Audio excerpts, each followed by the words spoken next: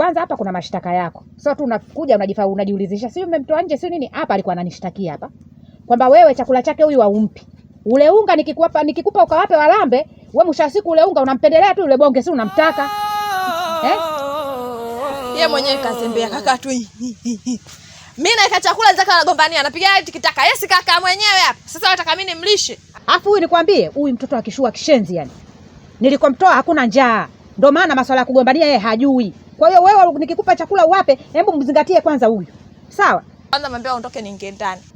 Sasa si upite huko. Sitaki kugusana naye. Mwambie aondoke niingie ndani. Kashindwa aondoke nyumbani kwao. Kwani hapa kwao? Haya we. Nenda ndani.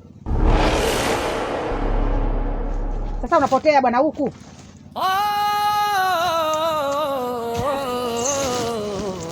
Chawi tu.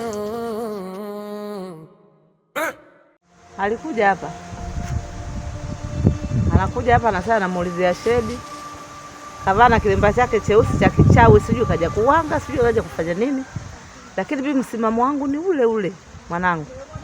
Kama nilivyokuambia, sitaki kukuona na yule mwanamke. Unanielewa mwanangu? Hata leo kesho hata nikifa, hata malaika wote watasimamia. Umenielewa? Wewe ni baba yako kaniachia mimi. Kwa hiyo lazima na mimi niwe na msimamo. Umenielewa? Sitaki uwe na huyo mwanamke.